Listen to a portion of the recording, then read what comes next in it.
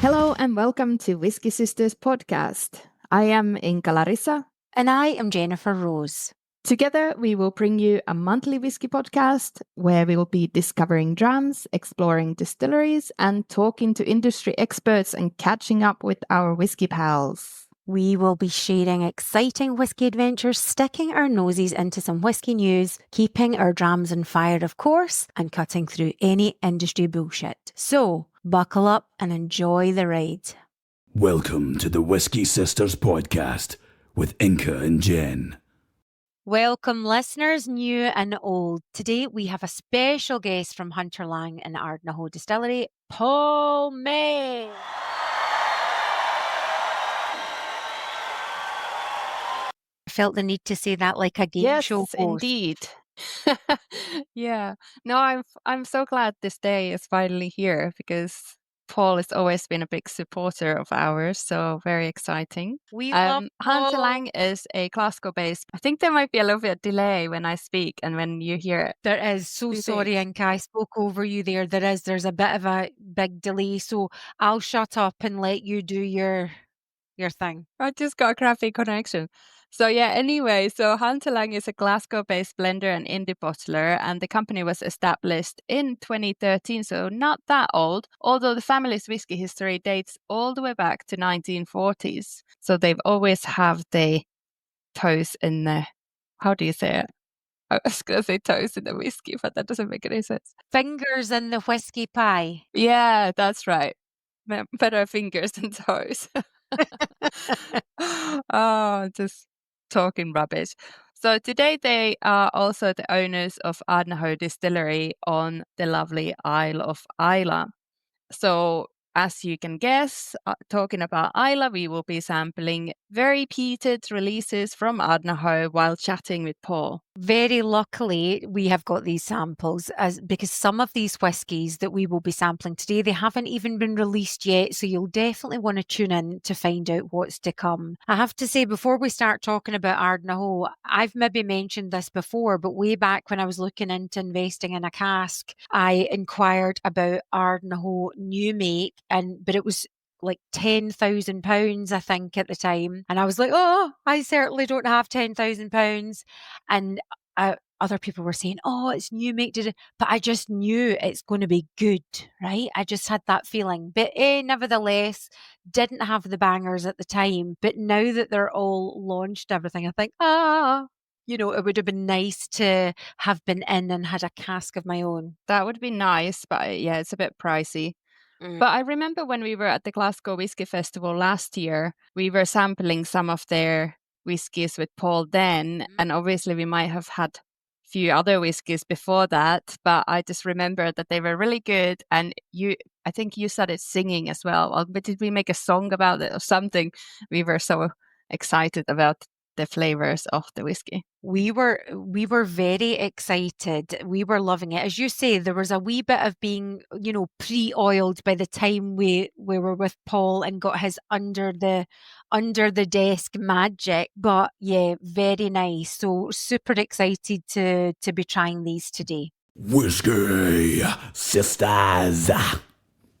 So the story of Ardnahoe began in 2015 when they located the perfect 4-acre site by Loch Ardnahoe on the northeast of the island. And they secured planning permission and ground was broken for Islay's 9th distillery in late 2016. Although I think there are more than 9 distilleries now, but at the time they were the new distillery for a long while. And the first runs of the distillation began in October 2018 with cask number 1 filled on the 9th of November that year. Let's first catch up on the latest whiskey news before we chat with our Paul and he can fill us in on all things Ardnahoe. Ardnahoe before bros, his role there and a lot more.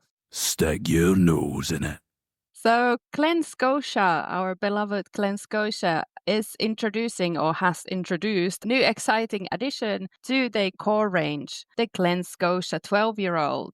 It is fully matured in the finest first fill bourbon casks, and this new whiskey offers vibrant depth and richness of flavor, opening with fresh sea air, honeyed vanilla, and hints of exotic tropical fruits on the nose, bottled at 46% ABV and all natural colors and no additives and so on. And actually, you'll be happy to know that I have bottle waiting for me when I return to Scotland in September. So I will send you some samples as well. Oh, do it.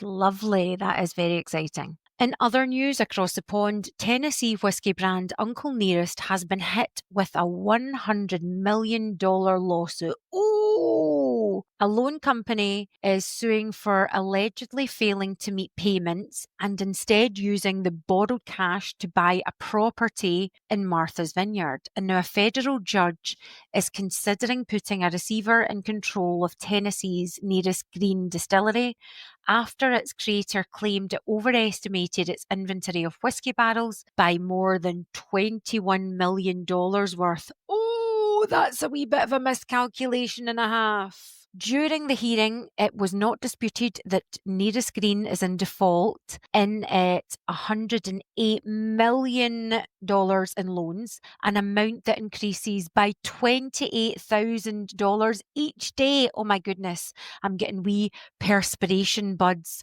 of debtors' anxiety, and I'm just chatting about it. Furthermore, Nearest Green attorney admitted that $10 million payment that was scheduled to the creditor this week would not be paid on time. The attorney also told the judge that Chapter 11 bankruptcy had been discussed, but said the owners Fawn and Keith Weaver would like to find a way to repay their debt while reassuring the creditor that the company can maintain solvency without a receivership or bankruptcy. The company is authorised to operate its business in the ordinary course for now. However, no barrel sales shall occur. Oh my goodness. All the best with that, Uncle Nearest. That sounds a bit of a dodgy situation. Oof. Yeah. Oh my God. That's scary stuff. Hopefully it will all get sorted and it's been a big misunderstanding and things don't go too south for them. We'll see. Hey, Inka, okay. no wonder Yeah. they didn't send us any samples. They can't afford to. Yeah, all the way across the pond. Yeah, all that postage. You don't want to be well, wasting that money when you're not paying your $10 million bill. Do you remember, I think it was last episode when we were talking about all the luxuries of Formula One whiskey marketing? Yeah. So listen to this piece of news talking about luxuries for all the people with too much money that they don't know what to do with it. So Chivas Brothers offers a £13,000 5-day grand whiskey tour, which includes a private jet to Ireland and accommodation. The exclusive 5-day whiskey tour invites 10 guests on a journey through 2 countries and 3 distilleries. The experience begins at Islay in Scotland. The tour will also include the visit the vaults, an exclusive collection of rare whiskies and casks from across the Chivas Brothers portfolio, and a stay at Lynn House, where I actually have stayed before, just to put it out there. And on the second day, the journey continues at the Glenlivet Distillery and a private Highland lunch at Ballindalloch Castle. After 2 days in Scotland, guests will board a private jet to County Cork in Ireland for a unique experience at Middleton Distillery, which is celebrating its 200th anniversary this year. And then on the 4th day, the tour continues with the innovation session, concluding with a cask side tasting. And also the tasting highlights the final chapter of the Middleton Very Rare Silent Distillery collection, a limited edition 50-year-old single pot still whiskey with only 225 decanters available worldwide. Also in Ireland, they get an amazing stay in a 5-star hotel. So Oof. Ooh, bougie. Yeah, I know. That's a bit much. Imagine working on that trip. That's a good gig for someone that can get it, right? I know. Imagine the tips. Paul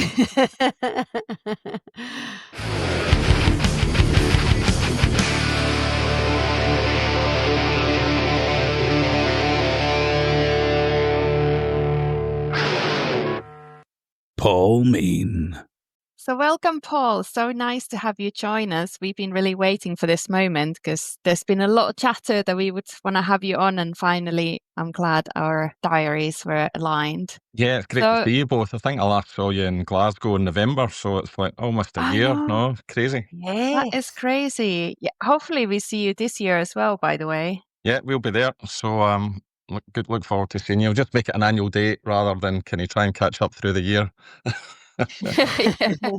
Why don't we start with a short intro, about your role within the Hunter Laing and Ardnahoe, and, in general, kind of, who are you?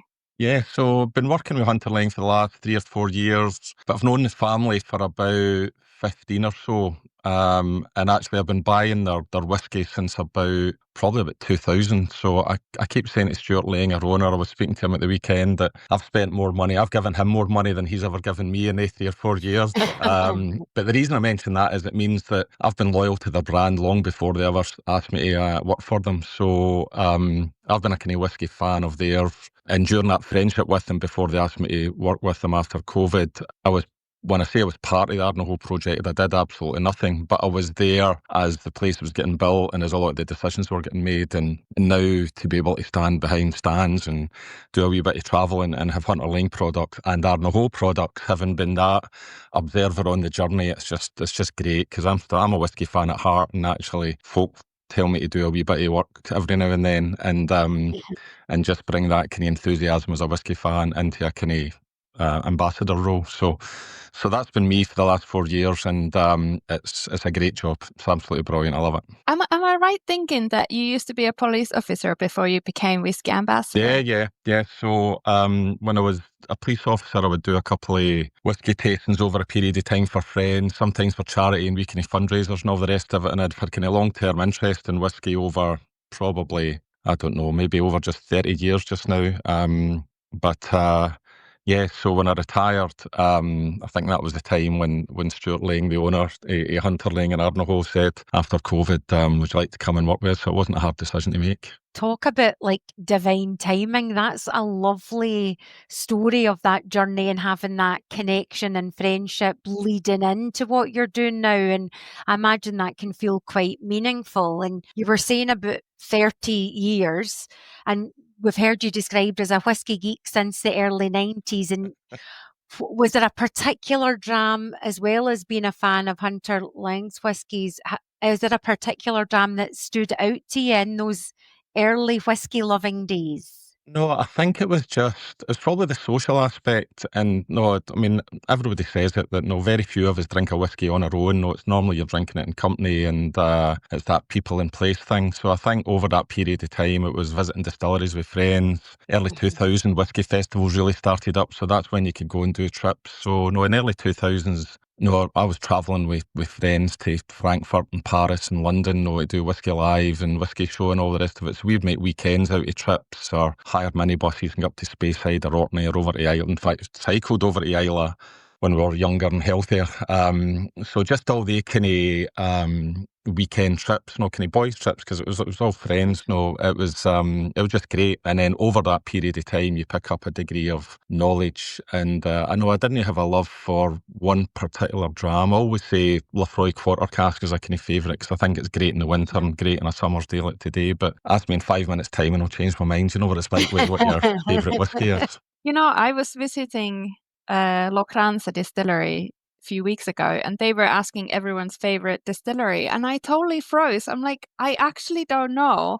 And they were being like, you have to say something. And I totally panicked, and I said Glen Scotia, even if I don't even know, like, not. But like, you can't just say one. It's just really depends on the day and time and year and everything else.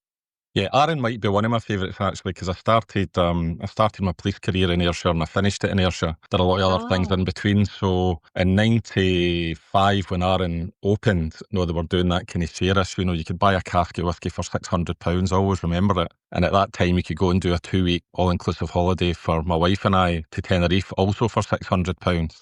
So I had a decision to make, and we went to the Canaries instead of buying the cask of whiskey. So I knew where my bread was buttered. But no, no, Arran '96 wasn't anything. But no, they built themselves obviously around the whiskey, but around the visitor centre as well. So probably that was a good time to get into whiskey, because visitor centres were starting to kind of thrive and open up, and I had plenty of good friends that wanted to that would allow me to tag along, or they would tag along with me to visit places. It was great. Ardnahoe is the first new distillery on Islay in decades. I believe it was the 9th. Before we sample these whiskies, could you tell us what makes it stand out from its neighbours? Yeah, so I think it's the first new distillery since Kilchoman produced their whiskey, which is, I think that was 2004, something like that. So what makes it stand out? So I remember the conversations when Ardnahoe had to get built and thousands of tons of rock had to come out, and long before there was even a concrete base, there was discussions about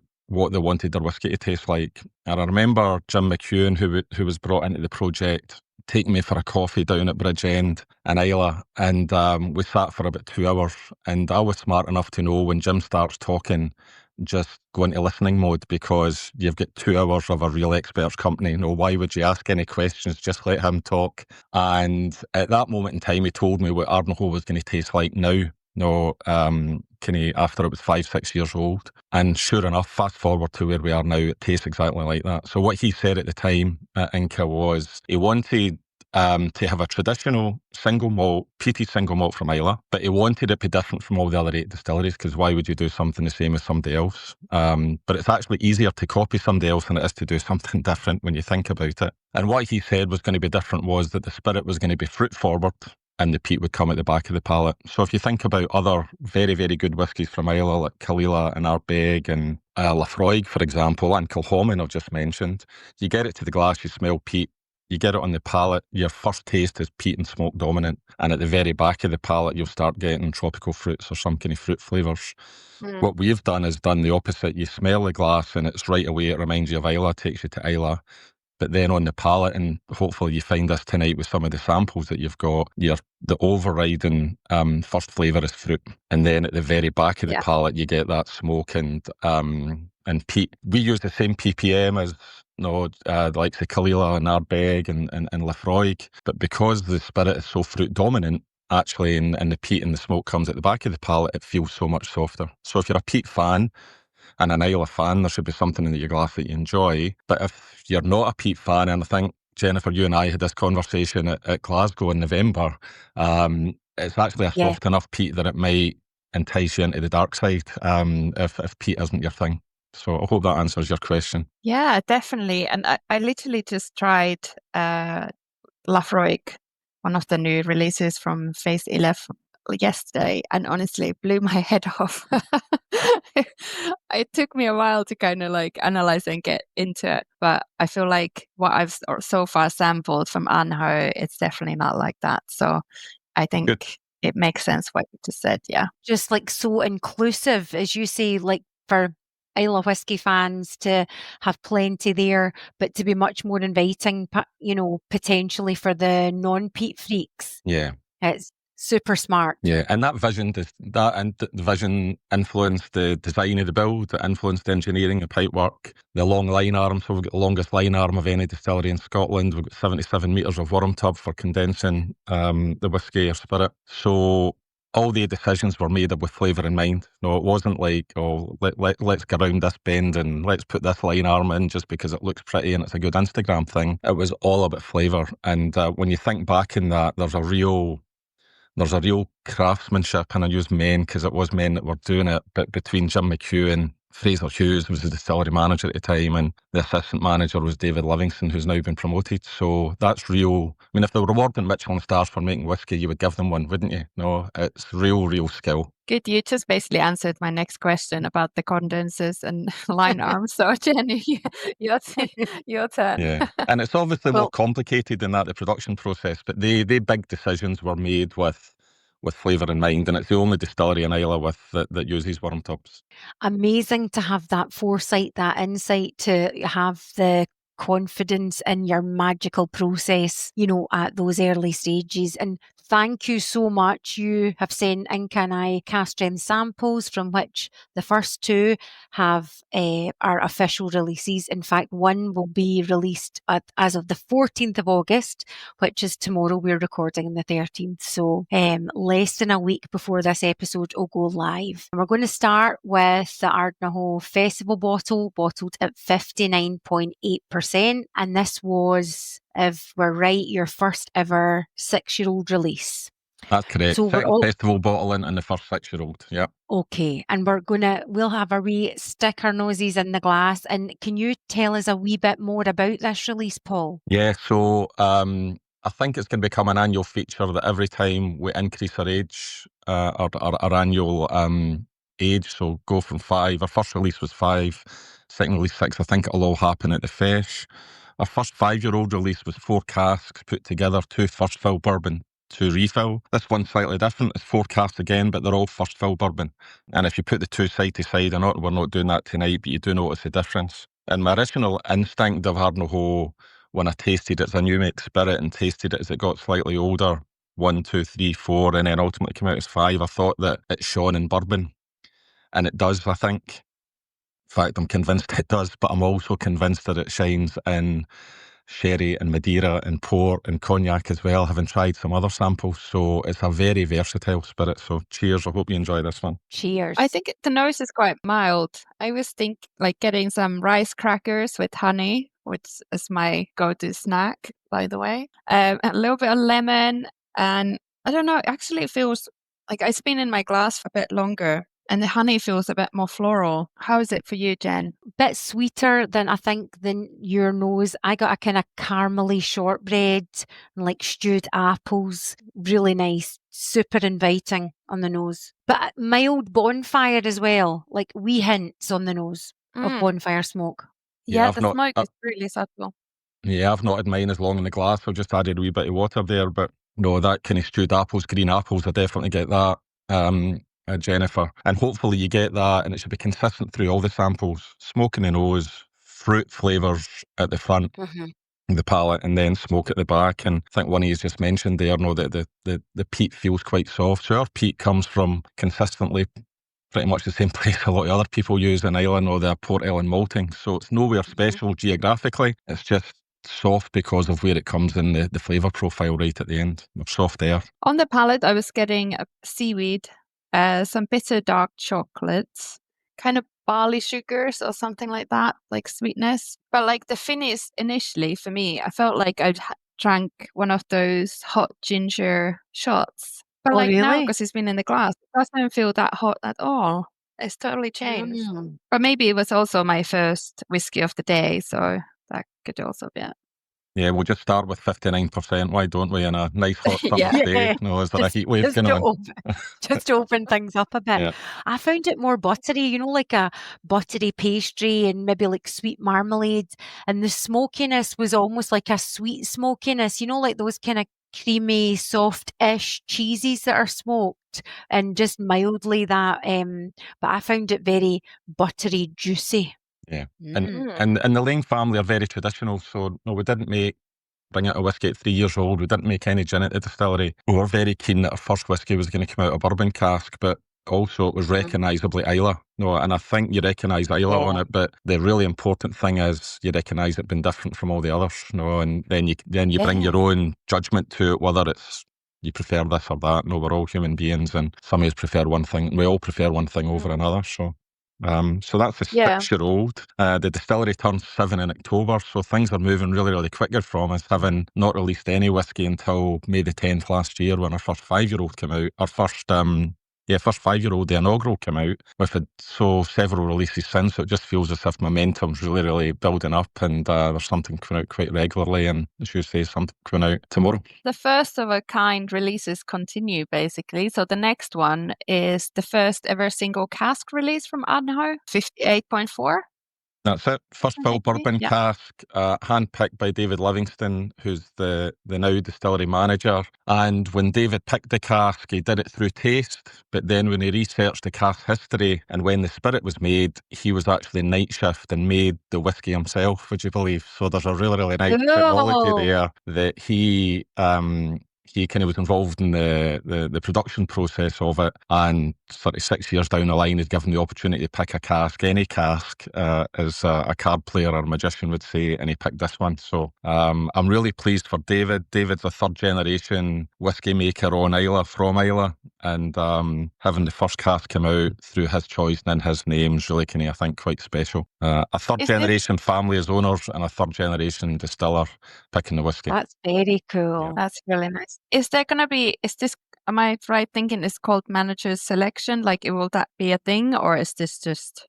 Yeah, I don't know. I think it's a good question. I think when we finished the fest in May, there was a lot of conversations about things we could do in the future and things we wouldn't, but I think that was very much a really hot debrief, and I think the key people in the company will sit down over the next wee while and just decide on things like that. I've got a view, and my view's been informed a lot quite over the last couple of days actually, but as I say, very, very traditional company, so I think they'll end up making quite traditional decisions, and that might be one of them. But it's great to see David recognised. I've got the pleasure of going to festivals and people tell me how great Arndahoe is, but I always say it's the people that are working the weekends and doing the night shifts that are actually making the stuff that deserve all the credit, so I'm always keen to pass that on.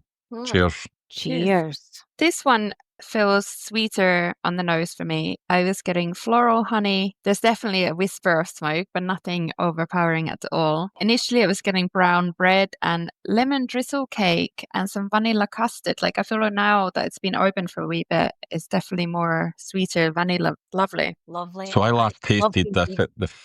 Sorry, Jennifer, I last tasted this at the fest, and it hadn't been bottled at that point, so it was a sample. I think that's stunning. It's even better than I remember, Jennifer. It's very crisp Granny Smith apple for me in the nose, and I also got like a heathery honey, super delicious, and on the palate, kind of a wee bit of a white pepper spice, but not too burny. And again, it's so sippable, isn't it? And lured into the flavours before that smoke. I think that's, for me, and my, like, I do like smoky whiskies, I've realised now, whereas not so much the hard-hitting, in-your-face smoke initially, but I feel almost acclimatised to it, and it feels like something kind of funky and welcome coming in at the rear. I'm really enjoying that. I think David's picked an absolutely brilliant cask, actually. I'm fascinated with how whiskey smells and how whiskey tastes, but I think in the last couple of years I've actually realised that for me personally, I get more pleasure out the mouthfeel and how long a whiskey lasts as opposed to the nose and the flavour. And this is one of the things I like about Ardnahoe and most of the Hunter Laing range, actually. The single cask, normally cask strength whiskies that we do, you normally get that length of the finish, which is, for me, is where the kind of bang for buck and value for money comes, but you absolutely get it in this one. It's a really, really, really good dram, and perhaps a dangerous whiskey because it doesn't feel like that 59%. Is it 59, 58? Let me get my glasses on. 58.4 is on my notes. 58.4, yep. 232 bottles. So I think by the time your podcast goes out, I'm pretty confident there'll be none left. I was on the phone to the distillery today, and they expect their allocation that's at the distillery to be sold out by lunchtime, and we've got the rest of it's going to be online, so it's a bit of fastest finger first to get your bottle tomorrow. I feel like it's also kind of nice summery whiskey because a lot of people avoid peat during this hotter summer months, but I feel like it's still it's lively, it's sweet, the peat is not overpowering, it feels like easy summer. Like, I feel like the release date is perfect. August, mid-August. Yeah. Works perfectly. Yeah, I hadn't really thought about that before. I was just thinking just about, I often have Arndahoe in the afternoon before a meal, whereas normally you would have that kind of peated whiskey after a meal or a kind of dram before you go to bed. So I don't think it's just about the season. I think actually the time of day that you have it, it's a kind of, as I said earlier on, it's a kind of versatile whiskey. So yeah, you've kind of described it differently, but I'll steal that when I'm next at a festival and use your words. They're better than mine. What were you going to ask there? Sorry. I was going to ask you, so because you host a lot of tastings as well. So how do you introduce newcomers to peated whiskey? Because, you probably listen to podcast and I just force it to Jennifer or the episode on like Ardbeg. I was like, come on, just try and you love it. But what would you, what's your approach? Yeah, so if it's Ardnahoe, it's normally inevitably peated whiskey will split the room. People either love it or hate it. And often the people that don't like it have got that experience from years ago where they had a really, really peaty, punch in your face whiskey and they won't get back to it, or they ended up drinking too much and had that kind of teenage horrible experience and haven't back to drinking whiskey. So I kind of try and just explain it the way I've maybe discussed it already about, approach it with an open mind. This Ardnahoe here, yeah, you'll smell peat in the glass, but if you can get beyond that, so it's going to be really fruity and the palate and the peat's really, really, really soft. I've got a very good friend, and I think there's probably maybe 1% or less of the population that just have a complete adversity to peat. And they say that there's a whiskey for everyone. I think there is, but they'll never ever drink peated whiskey in their lives, or if they'll never drink it and enjoy it. So I think you have to recognise they people very, very quickly. They can almost walk into a room the size of a football field and they'll smell peat if you've got it in a glass, and kind of be adverse to it. But they're the tiny minority. But yeah, I think if you ask folk to approach it with an open mind, and certainly the number of times I've poured an Ardnahoe to someone since the 10th of May last year, and the reaction is, I don't normally like peated whiskey, but I like that. Is so common. And Jennifer, you and I had almost a similar conversation back in November where you've been kind of quite clear in a nice way that peat isn't your number one or maybe even number two or three preference, but as I said, you're coming over to the dark side. Indeed. I consider me lured. Will we move on to the third one, or wanting to say anything further about the second one? No, I hope the people that get it really, really enjoy it. I hope you open your bottle and share it. I'm certainly going to do that. I think I've managed to get a bottle, but I'm not 100% sure, if I've been perfectly honest. So that's how difficult they are to get. So if I've got a bottle, I'll certainly be opening it up. It won't end up on this shelf behind me. So good luck and hope people enjoy it. And I would say you will start seeing more single cask releases from Ardnahoe. Whether they come called a manager's dram or something is up for debate, but there's absolutely no doubt you're going to start seeing, not just in the UK, but across Europe, some single cask releases. So that's going to be, I'll maybe speak about that later on and explain the reasons why. It's exciting times, definitely. And we, as you know, Paul, with kindly listening in, on occasion to our podcast, but we very often talk about music and perhaps pair drams with music. And the third whiskey that you've sent us today is a release for September this year, and it's in collaboration with the band Scary Vor for their, I can't believe this, 20th anniversary. Feeling somewhat old reading that. Yeah. Because I'm like, they're quite a new band. So we've got no more details on that. So can you fill us in, give us the Scary Vor gossip? Yeah, so we've got no date of release for it. I would put my money in September, but inevitably these things move back and forward. So, but the reality is, other than people in the company and the band themselves, nobody's tried this. I've not even tried it. This is my first try, to be honest. I'm having it with you.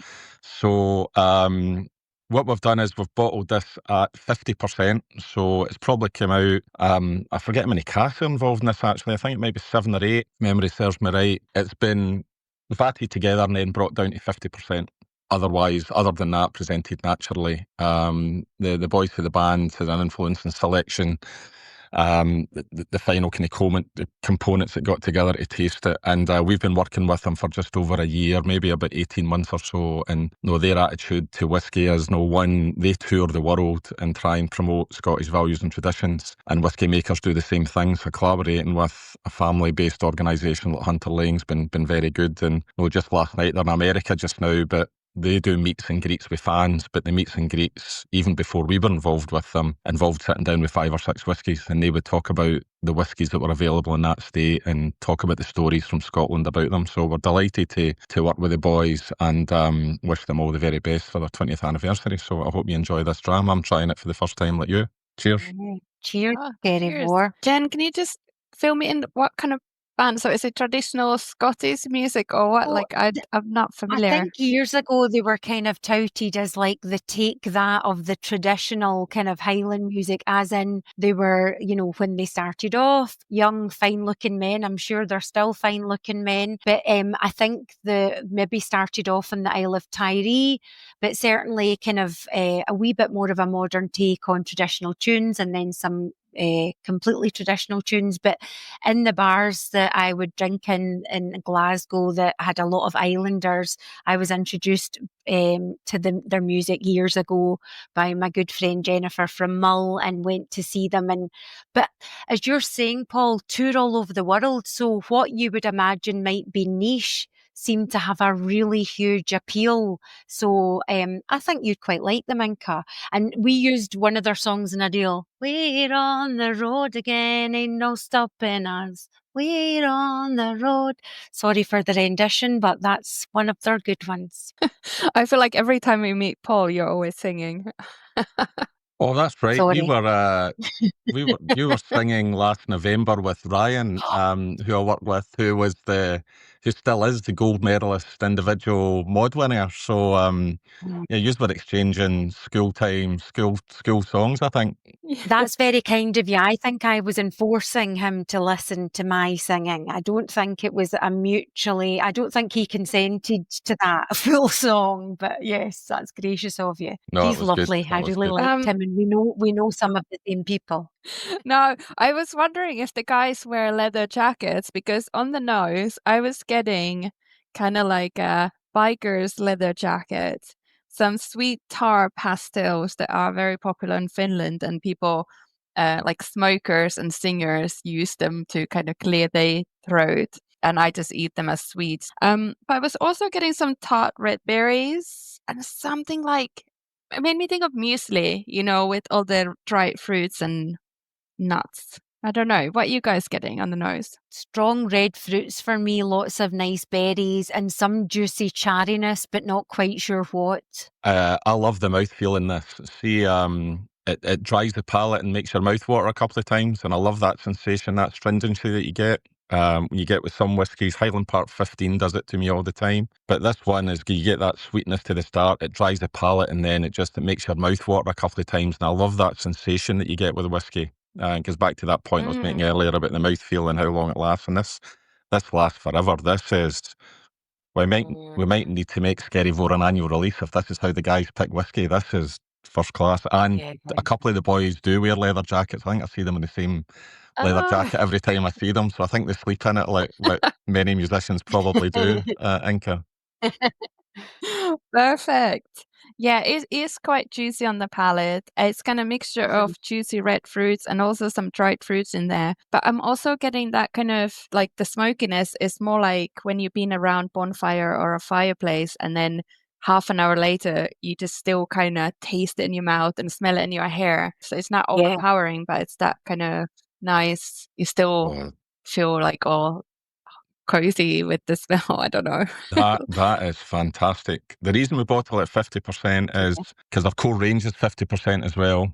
Is we think the spirit works at 50%, obviously, but historically the family have had the old malt cask range since 1998, where everything was bottled at 50%, even when in 1998 50% was not a fashionable strength to drink whiskey. So it was a kind of wee bit of years ahead of its time. And when Ardnahoe was getting to the stage where we think it's ready for bottling, there was a strong view about, will it work at 50%? And if it does, bottle the core range at that strength, and bringing this one out seems to work at 50% as well. So the first three drams you've had are cask strength with 4 cask strength, single cask, and then more cask put together but brought down to 50, and that 50% is a very good strength for that. I think if we brought it out at 43 or 46, it wouldn't taste anywhere near as good.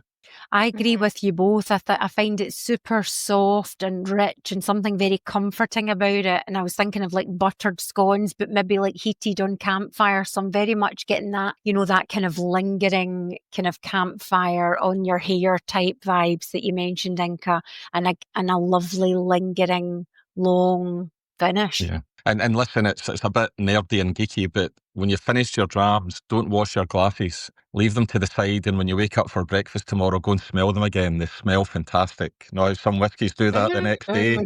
The glass smells even better. Ardnahoe absolutely does that. So you get that. It's just when you spoke about smoky bonfires and smoking your hair type things, Jennifer, it just made me think of that. Yeah. Unleash the peat. Before we go to the next one, I wanted to ask you, what's one of the misconceptions about Islay whiskey that you would like to debunk? Well, Or is there any? well, Or probably we can come back to if you want to no. think I about mean, it. I think people think all Islay whiskies are peated, and clearly they're not. Arndahoe, I've got a very, very, very small number of unpeated Ardnahoe casks. That's something for the future. I can't see anything like that coming out in the short to medium term. Who knows? But definitely not the short term. So that would be one thing I would debunk. And two, just that if you've had a bad, not all peat's the same. Not all peated whiskies are the same. No, you can like some peated whiskies and dislike others.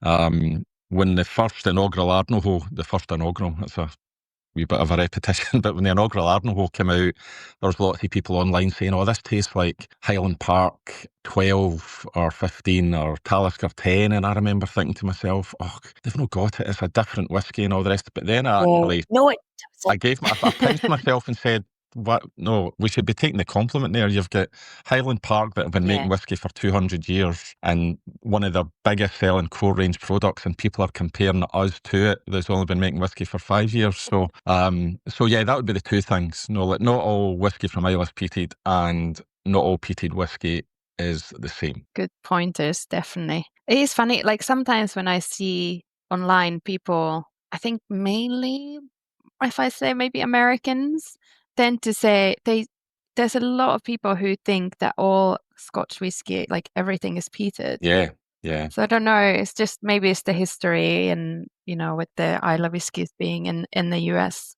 in very early days. Okay, the fourth dram today is a future Ardnahoe release. Yes, for the next two drams, I think one's from a sherried quarter cask and one's from bourbon. So the fourth one should be from the sherry quarter and the fifth from bourbon. I think reflecting we should try them in the different order. Try the bourbon first, then the sherry. Yeah, we can do that, absolutely. So they are both single casks.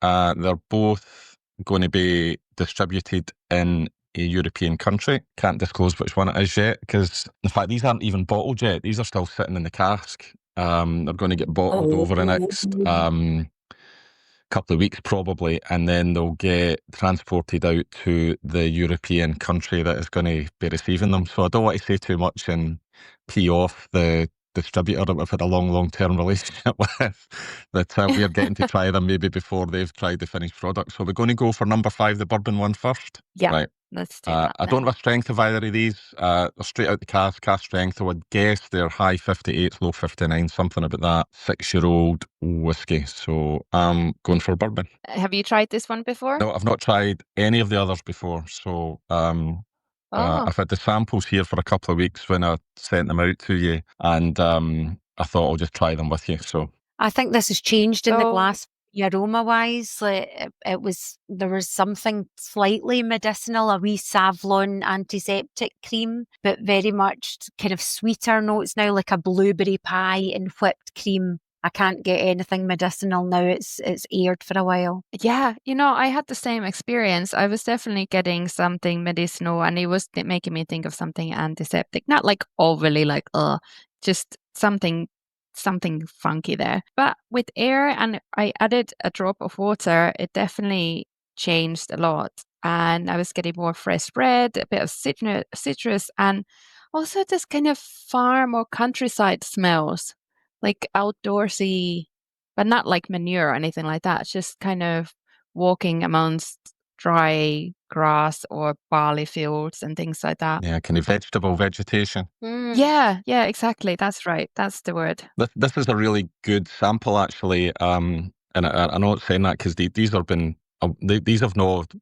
We haven't spent hours and hours thinking about what we're going to send you, ladies. These have been just, let's try that, let's try that, let's try that. But I'm trying some of them for the first time, and we're just venturing into that single cask world at the moment with Ardnahoe. What it tells me is the future's really, really bright. If this is what the single cask tastes like, and as the whiskey's getting older, it's really, really good. And one of the byproducts of having so many bottles out there now from core range and for single casks, we're actually filling our own casks for the second time. So for the first time, we've got refill casks, which is brilliant because we won't taste them for another, I don't know, 5, 6, 10 years, maybe longer. But you get that kind of whole family tree almost of Ardnahoe kind of generating itself and multiplying and getting more sort of organic and growing. And you can taste it here with these different samples. That this is the second single cask we've tried, both from bourbon, but they're both get their own individual character, as you would expect. And I think the palate on this, it just took me by surprise. It's quite sweet. I'm really enjoying it. And I was getting brown sugar, loads of honey. There's a sweet smoke, but not like super smoky, but this nice sweet edge to it. Sea salt, coastal elements, and even like hot mustard, which I love mustard. I'm like totally obsessed. Wow.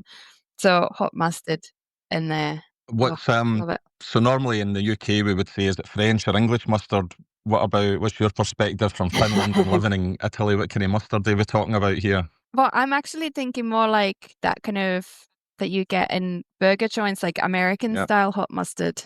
Maybe with a hint of Dijon. But we do hot mustards in Finland as well. Like we have the selection. But that sweeter style, slightly, warming. I think it's delicious. I like it. I don't know if I can give it just, you can tell me if I can't give this tip, but I'm just saying for the country that it's going for, I feel like hot mustard will work for them. Yeah. I could offer a food pairing, but it would give the country away really, really easily. Yeah. I know. That's what I was thinking. Yeah. No, that's I was actually thinking earlier on as well. I've got a great thing about well, I say it's a great thing just for me, but fish and chips and peated whiskey normally have a really, really good combination. And I was thinking earlier on, I could really go fish and chips tonight after trying these. So nice combination. Oh, very nice. Yeah. Sometimes with peated whiskey, quite often I find them quite salty, even if they might be from highlands or not necessarily super close to the sea, but there's something with the smoke sometimes that gives that kind of savory, salty edge to it. And sometimes, one of the notes that I get is literally is chips.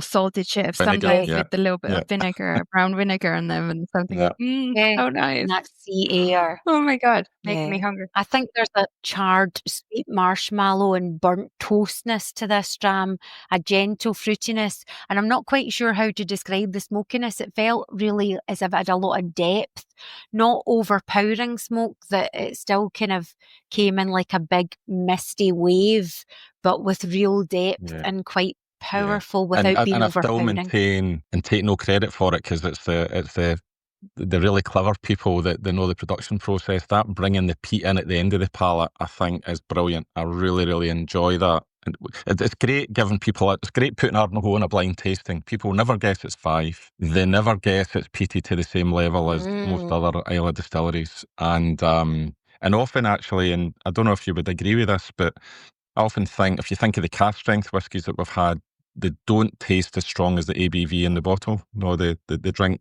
lower. And I always think that's a sign of a really good whiskey, whether it's Ardnahoe or whether it's from elsewhere and across Scotland or internationally, that if something's...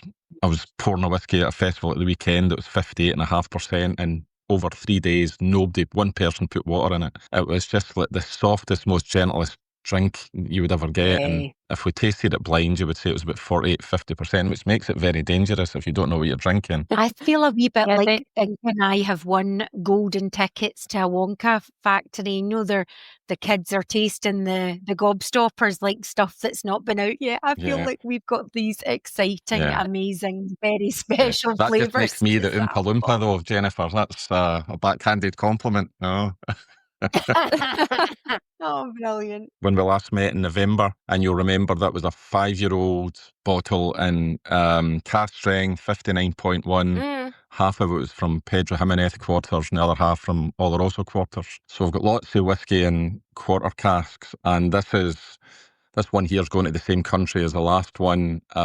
Single cask to the best of my knowledge. And this is from Sherry Quarters. I don't know whether it's PX or something else. I'm sure it'll be one of the two. So again, cask strength. So I would guess high 58s, low 59s and 6 years old. I love this note. As soon as I poured it into the glass, I just wrote down yum because I couldn't even think of anything else. But like, I loved it. But it's changed. I'm still loving it, by the way. But it changes obviously with air. And again, like I don't really like to add too much water in my whiskey, so I just let the air do the magic. But initially, it was really quite tropical, sweet, juicy, nectarines. It made me think of these desserts that I had in Thailand, like, the mango rice that they make with really ripe mango. And I think there's some coconut cream or something in the rice and it's quite perfumed. It was just so nice. It is I'm utterly really enjoying it. magical on the nose. I agree, Inka. It's like breathtaking, outstanding, choirs of angels. For me, it's more sticky toffee pudding, sherry soaked currants, like blackberry jam, deliciousness. Oh, I could nose this. And that's got that all day. mouthwater, that stringency mouthwatering effect Yeah. as well. Mm. Does not feel anywhere near 58 or 59%. I don't know if either of you tried it with water. I haven't. Oh, that's lovely. I haven't. No. I think It's a hug in a glass. the palate is, there's that sweetness, Scottish tablets, McDonald's toffee or caramel sauce with that salty, kind of saltiness to it. Lovely, lovely peat, just the sweeter type. Definitely cranberries. And I was even thinking something like burnt pine or something. Like it's just giving me slightly foresty, but like, I don't know. We always burn out the ends of our Christmas trees and it's just makes me think of that. And there's also just walking in So the normally forest when you in have Finland Ardnahoe, trying you to get that. some berries. Sorry, Inka. Kind of stuff. I don't know. Normally when you have Ardnahoe, It's taking me on a journey. no, my fault. Sorry. Taste at the front of your palate, front of the tongue. That's the first time for an Ardnahoe where there's actually a wee tingle in the lips. No, that you normally get with a kind of spice or a peppery note. Oh, that's really nice. And I think we should make this about a 4-hour podcast because you could literally make each of these whiskies last 30, 40 minutes. Yeah, exactly. Like a kind of ginger spice, baking spice, but Christmas cake doesn't do it justice, but real hug in a glass and dark chocolatey flavours and I just want to jump in. Yeah, I wrote down on the finish a bit of green chili, those crunchy green chilies that aren't like super hot but has a little bit of a kick. And the finish is just really long and it's just evolving. Really enjoying this one. Delicious. I love that. I don't want to move on to the next dram because I just don't want to put the glass down. Oh, yeah, this one is quite similar on the nose, but I'm getting more kind of ripe pineapple that is cooked on the grill and it gets all juicy and you get all that kind of sugar on the top. So nice. Still tropical. Some fresh bread in there as well, and maybe a bit more dried fruit than the previous one. Is more fresher fruits like cranberries straight from the forest. This one is maybe a little bit more on the dried fruit side. There's something that on initial nosing of this, it makes me think of, whilst it's not minty, when you open a box of After Eights that I have to say I do way too regularly. They are not a Christmas chocolate in my life. They're a regular occurrence. When you open the box of After Eights and you inhale the deliciousness, that kind of dark chocolatey but freshness, I got a really nice wave of that, but then also something like kind of a dense sponge puddingy sweetness with maybe like a kind of fruit syrup. Very nice. Yeah, I can have that sweetness. Slightly, something makes me think of buttery. I don't know if this is, I've been reading a book called Butter. It's about Japanese serial killer woman who made amazing meals with loads of butter, like make all this kind of French food and loads of butter. And she's always describing the kind of different flavors of butter. So it's really, I'm thinking kind of, when you put butter in the pan and it kind of just gets a little bit burnt. Tiny bit caramelized, burnt. Yeah, and it has that smell, but as a taste, I don't know. Yeah, interesting. Love it. The palate's slightly different on this one for me, but very, very nice. I get a rum and raisin ice cream, maybe like more of a cherry sponge, wee bit of a white pepper kick, and also, those roasted chestnuts you get in the wee stands at kind of winter time. And there's a slight kind of creaminess but smokiness to them. It made me think of them as well. Yeah, that's a good call. They do a lot of those in Florence and around the town in autumn. It does kind of taste autumnal, doesn't it? This one feels a bit saltier as well, I think. On the finish, it's quite salty. Very nice, but I'm all over 4. Yeah, I know. Me too. Like becoming like, like you get those storm chasers that drive after like tornadoes. I'm imagining being like whiskey chasers when they're being released in certain countries. Oh, Jen, that would be awesome TV show. We could be the host, or like we could be the travelers. That would be really Yeah. good if anyone wants to make a TV show. That would be fun. Oh my goodness. We have lost sound from Paul. Paul, no, come back. That is so annoying and irritating. Sorry, listeners. We were loving Paul's chat. Well, we'll just have to have him on another time to find out his dream dram. We'll save that for later. Oh, and thank you so much, Paul, for joining us. What a complete bummer. And what you just heard was basically Jen and I discussing the final dram. Unfortunately, we didn't obviously hear Paul's input. And yeah, whatever this end bits, then it might sound a little bit random because obviously we're missing Paul. But hey ho, Ardnahoe. We'll definitely have to catch up with Paul again another time. Sorry, listeners. Hope you still enjoyed our Ardnahoe chat. That's lovely. And I feel completely privileged you've listened to all our episodes. Thank you so much. A long service schedule. That's a lot of bad Jen singing you've heard over the months. Yeah. Or we should do like little patches with the Glen can with the flame inside and give it to our top listeners. Yeah, we should. Thanks so much for joining us and sharing all these drams. It's just been quite an eye-opener as well to discover more about this new distillery. Yeah, very much appreciate your time and appreciate the whiskies. Thank you so, so much. So that's it for today. And next month, we will have a selection of new whiskies from Lochranza Distillery from Arran and Lag Distillery as well. And I've basically picked up some goodies when I was again visiting Arran earlier this summer. So I'm very excited to share these samples with you and we can discuss them thoroughly because they sound totally yummy. And we are hoping to also have an update about their peat restoration project. And I would just like to add something because in last episode, we spoke about our recent gigs and I was chatting so enthusiastically about having seen Ozzy Osbourne's final gig. And for all of the rock and metal fans throughout the cosmos, they will know that since that episode aired, Ozzy Osbourne has passed away.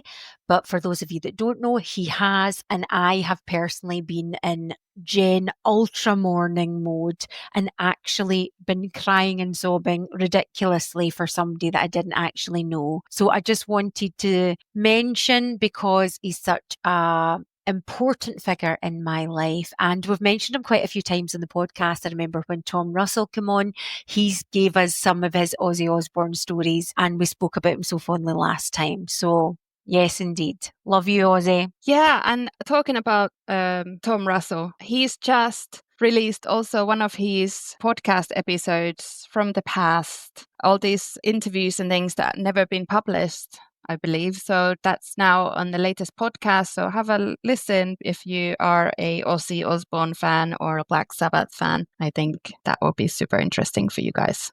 Yeah, thanks for sending me the link for that, Inka. I actually listened to it. It was so nice. It was nice to hear that, that wee moment in time captured. And of course, with him and Tom Russell, like having a friendship over the years, it was really nice. It just brought that to life a bit more. Yeah, lovely listeners. You can follow us on Instagram at whiskysisters.podcast, on X at Whisky Sisters, and Facebook at Whisky Sisters Podcast. Actually, I need to tell you this quickly. I got invited to visit this new hotel or something at the Ardbeg is doing on Islay to stay, but obviously I don't think I can go because it just kind of timing-wise doesn't work. But I was asking them about Dr. Bell. And we've been trying to get him on the podcast. Maybe you guys can help us, anything like, ideally we would want to have him as a guest, but we could also do an Instagram live or something with him. So let's And see what have they if anything said? comes. No one has replied to me so far, but they haven't replied yet, so I don't know. I think everyone's just ghosting us. But anyway, let's see. Maybe it takes a while to kind of talk it through, but fingers That's crossed. If we ever get him on, it will have been worth the wait. Well, you never know. We might have exciting Dr. Yeah. Bill news next episode. Until then, take care, sugar. Bye. Bonjour. Bonjour. May your class be. I know, it's crap. I'm in France, but I can't speak. May your glass be full. And your dram on fire. Maybe it's not too late to learn how to love and forget how to hate. Aussie, we love you.